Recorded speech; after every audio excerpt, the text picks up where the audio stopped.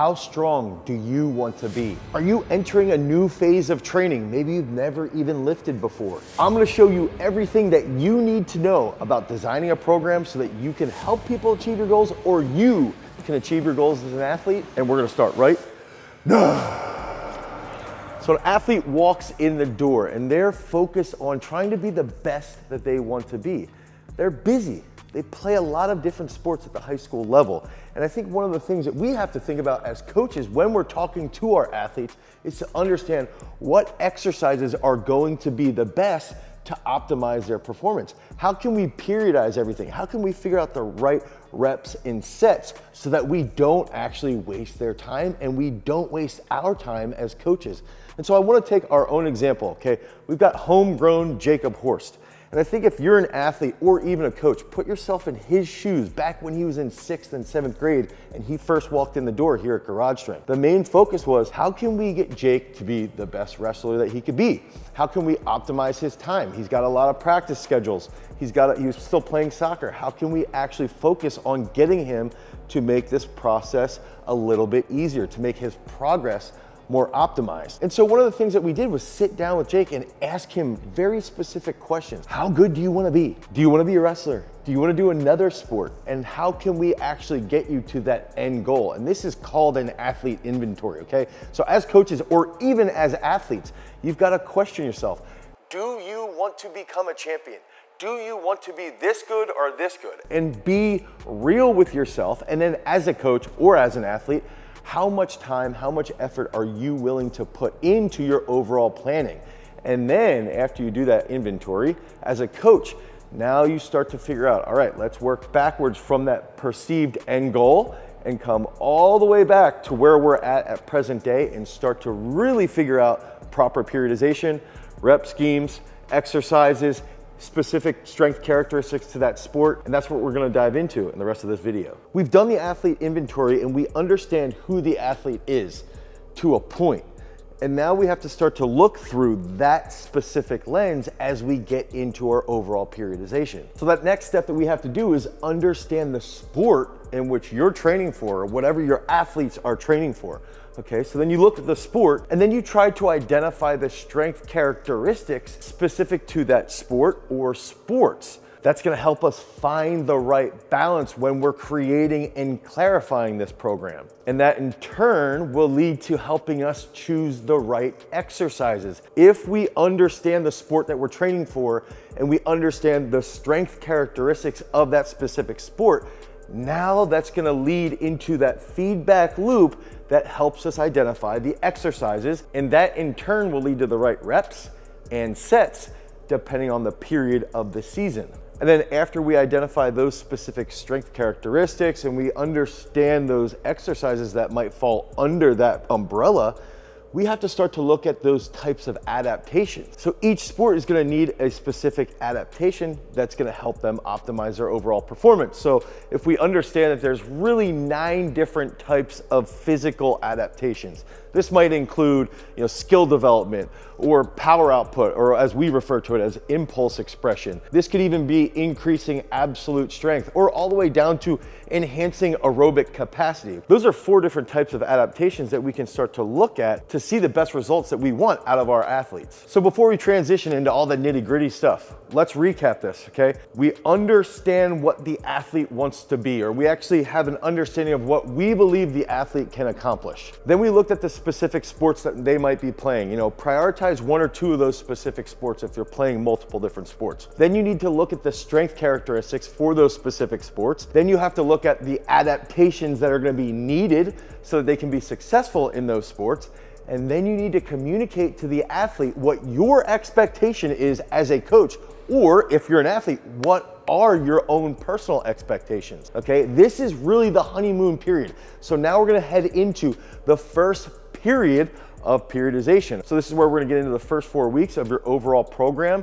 We're gonna help you lay out that program specifically, but keep in mind, this in all reality is the honeymoon period of overall sports performance training. So it's important to understand periodization and to actually have a system developed so that you can see the right responses, or you can actually see responses from each specific type of athlete. And so where we want to start is we're going to start in the exposure phase. So in parabolic periodization, there's going to be 5 different phases of periodization, but we're going to start with the first phase, okay? And that's going to be the exposure phase. So when you're starting with an athlete, or if you're a self-coached athlete, but first go through specific tests, okay? So these tests might be doing plyometric series. We provided different videos that you can use to test yourself as an athlete. Then the next key factor is you have to pick the right exercise types.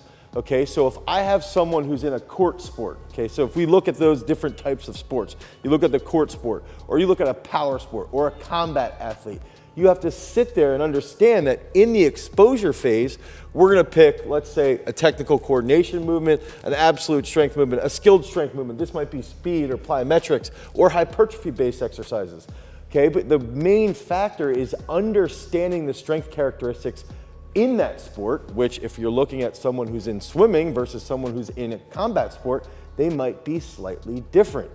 Now, in the exposure phase, the main goal is to keep these exercises as simple as possible. And we have to understand progressions when we're trying to keep things as simple as possible. Okay, so we take an athlete and we understand the goals of the adaptation. So we're gonna go through, let's improve skill development during the exposure phase. And to do that, skill development, that's gonna use technical coordination exercises. We also wanna improve impulse expression. Okay, so producing more power, all right? So that's gonna be absolute strength and technical coordination. You know, just straight up force or strength here, again, we're gonna have absolute strength and even some hypertrophy. And then when we're planning this out, it's gonna be during a high volume phase, okay? So we're gonna be giving you reps and sets later on in this video based off of an actual workout split, okay, throughout an entire week. But when we're doing this, during the exposure phase, we want to keep the exercises simple, okay? So I wanted to give you a brief example of what a progression might look like. Okay, so a progression for a bodyweight jump might be squat and jump. So just squat and jump in place.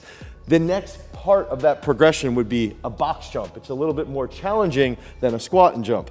The next progression of that would be depth drop to bound to a box jump. Then the last part might be doing a hurdle hop. But we're gonna stay within the squat and jumps or the box jumps during the exposure phase. So we're gonna try to keep things a little bit more simple. Another example might be, you know, a power clean versus a full clean versus a hang full clean, okay? So that's another easier type of progression, but we're gonna stay with, in that example, just doing power cleans during the exposure phase. So now we're gonna start to work through what these workout splits might actually look like and what are those reps and sets that you can use to program during the exposure phase. So we laid out the start of the exposure phase. You did the tests, okay? And then we started to work into those specific exercise types. So if we're looking at a 5-day workout week, now bear with me here because a lot of athletes can't work out 5 days a week. But if we had a perfect scenario, we have 5 days. Day 1 would be a leg power day. Day 2 would be an upper body power day. Day 3 would be an athlete day. Day 4 would be impulse day. Day 5 would be hypertrophy day. So now if you have an athlete who can only work out 4 days a week, I would cut off hypertrophy day, day 5.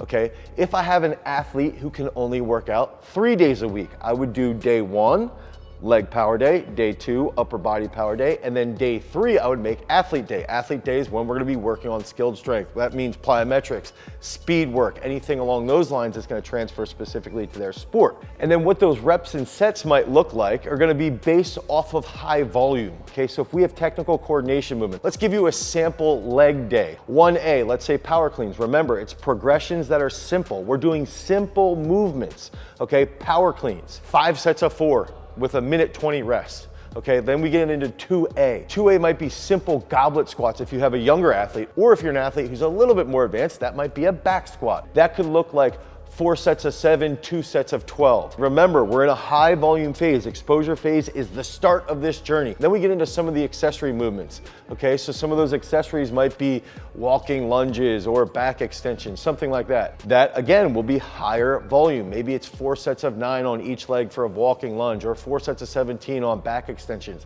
but they're simple movements that you can make good skill development from. You can lead to greater hypertrophy development as well. If we have a workout split for day 2, that might be something as easy as doing explosive push-ups, okay? Or if you're a little bit more of an advanced athlete, that might be doing a behind the neck push press. Then that might lead into some simple bench press with band pull-aparts, okay? Those are gonna be high volume just as much, 5 sets of 9, 5 sets of 12. And then we might get into more hypertrophy movements, dumbbell incline bench with 1-arm row. Again, simple exercises during the exposure phase. The main focus is high volume. We want to expose the athlete to some type of resistance-based training, and we want to develop their structure here. We want to make sure that they have enough elasticity that we can work with in later phases to really help them develop as athletes. And when we have specific individuals, remember back to me using the example of Jacob Horst, okay? When Jacob first started training with us in 7th grade, I would put him near other athletes like Pete Renda, who ended up being an NCAA All-American, but I would get him close to these other elite level athletes. So if you're a coach and you did that inventory with the athletes and you wanted to see how good they could be, and they said that they wanted to become a champion, you've got to get these athletes around other elite individuals so that they can sort of have a carrot in front of them. And then that leads to that greater level of expectation. Now you have an athlete whose parent says, well, they're really busy, they've got a crazy schedule, they can only work out 3 days a week. But then that athlete likes to come in and train, and they like to be around these other individuals who are high performers, and they realize that the other individuals who are high performers are training 4 days a week or training 5 days a week, and now they want to start to up their game. So in all reality, they start to ask themselves internally, if I want to become a champion, I better start training like the ones that are around me that are already champions. So I can't just come in 3 days a week because I'm busy. I've got to start to come in 4 days a week so I can get that impulse day in. I got to start to come in 5 days a week so I can get that hypertrophy day in. And then you, as a coach, have to really question, do you have enough energy to develop them to become champions? Okay, so again, let's recap this really quickly, is that during the exposure phase, high volume is the name of the game. The exercises are gonna be a lot simpler, but we want to make sure that during the honeymoon period of training, we're really developing the contractile structure of muscle, so that has to be a response to that high volume training. So during the exposure phase, we've got to get our athletes to learn these movements, to learn these new skills, and to build better levels of coordination. And this is even where we can challenge our athletes. How good do they want to be? How good do you believe that they can be? So as coaches, we have to show that belief in our athlete. And I even think that that means show them the overarching program. And when you show them that overarching program, you also get them to train around other elite athletes. And then as a coach, make sure that you take note of how they're responding to different levels of stress. Okay, when you give them different levels of physical stress or different levels of mental challenges within training, that's gonna feed into the athlete reactive analysis. And that's something that you can use throughout your periodization, because it will help you predict each type of athlete. If you've got a type 1, which is Zen, type 2, which is more social, type 3, which is an exuberant athlete, now you can see how those specific types of athletes respond to high volume and exposure phase, or maybe more complex exercises that you'll see in the comprehension phase. And we're gonna go into this later in future videos. And so the key aspect behind understanding that athlete reactive analysis is now that's gonna help you predict their tendencies in the future.